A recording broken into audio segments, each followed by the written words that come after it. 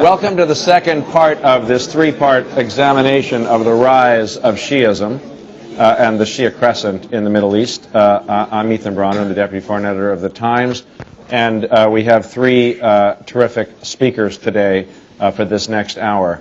Again, a quick reminder to turn off your various electronic devices and to remember that today's session is on the record.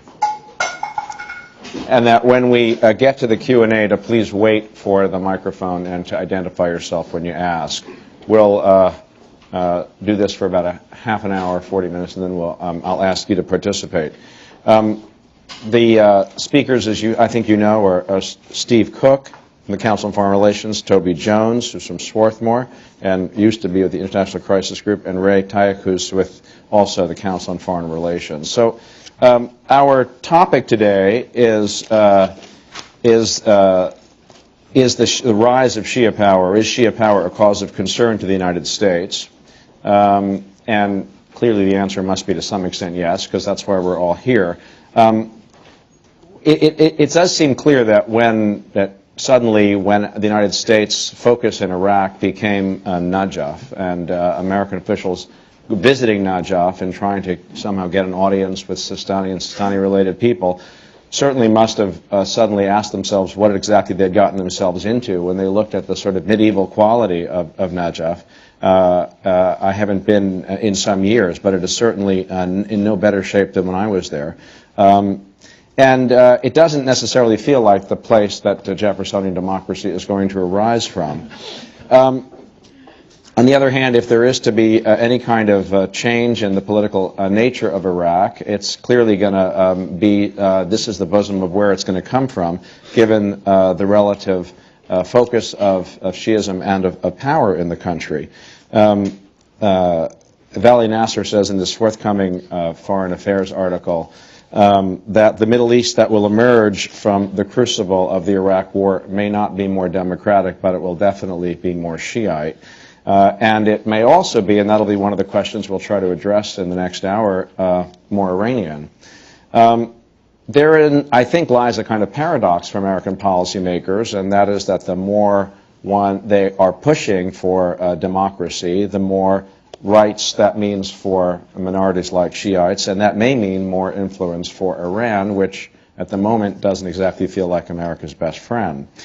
So, is this a cause for concern? Yitzhak Nakash has a new book out that says, he says in his book that the Shia in the Middle East, including Lebanon and Iran, have actually moved, he says, from violence to accommodation. And he describes the current moment as a post-Khomeini stage. And he says that Sistani and the quietist tradition believe in a state run by politicians, not imams. And that Sistani and Sistani.org are increasingly the focus of Shiite and Shia attention in the region, including within Iran, he says. So we're going to get our conversation started. I'm going to ask each of you to briefly address the question of the panel, which is that is the rise of Shiism a cause of concern to the U.S.? And I'll just ask Stephen to start.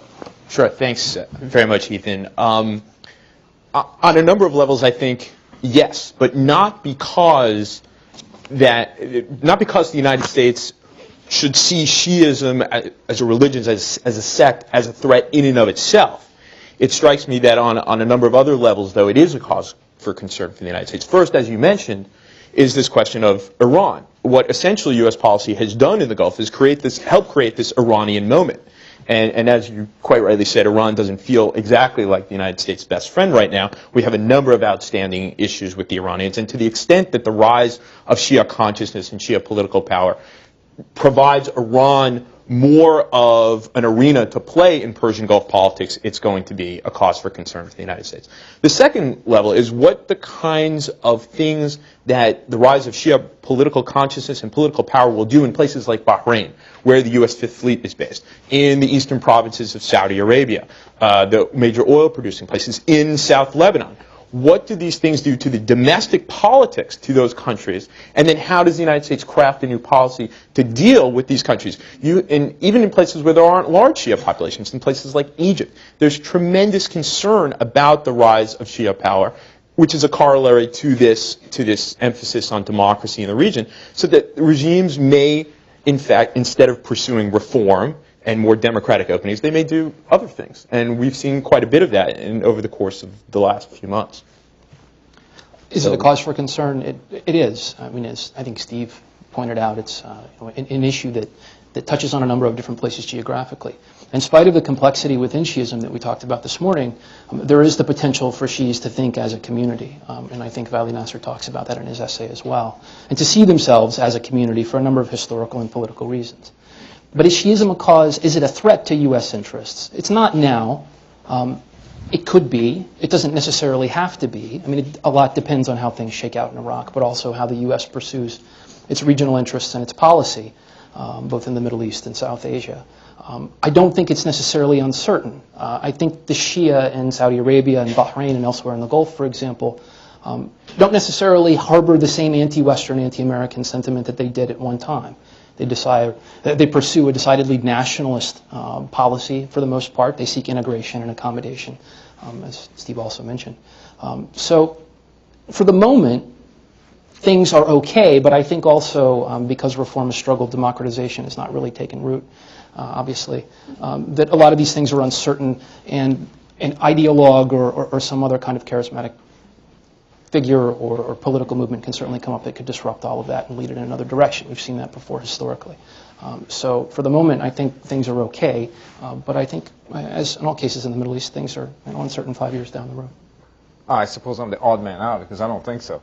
I just did it as a point of diversity in the panel. There's too much agreement. First of all, a couple of things. Increasingly, whenever the last moment when this issue came about, whether the rise of Shiism is necessarily a danger to American security policy and incumbent regimes, was in 1979, 1980, when Islamic Revolution appeared awesome and ferocious and unrelenting. And at that time, what you saw is the local Shia communities, whether in Saudi Arabia or Bahrain and others, Kuwait, utilized the Iranian threat or the perception of the Iranian threat to try to renegotiate the national compact in their individual countries, try to become more integrated in the Kuwait, Saudi political and economic life. So in that sense, they weren't so much trying to become subsidiaries of Iran, but trying to use the specter of Iran as to try to have a different relationship with the Sunni regimes that they ruled.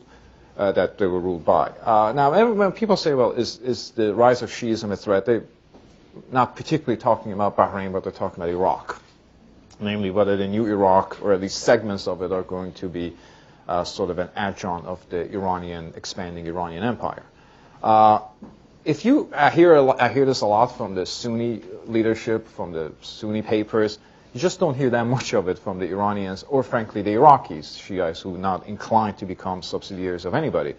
I think the principal policy that Iran has in Iraq is not necessarily promotion of the Shia community, but prevention of Sunni domination of Iraqi politics. By definition, that becomes promotion of the Shia community. And not so much because they think the Shia community will act as their agents or subsidiary of their power, but simply because they recognize that Shia community in Iraq has had a different international orientation than the Sunni community. Sunni community tried to justify its monopoly of power by embracing an aggressive transnational ideology, pan-Arabism.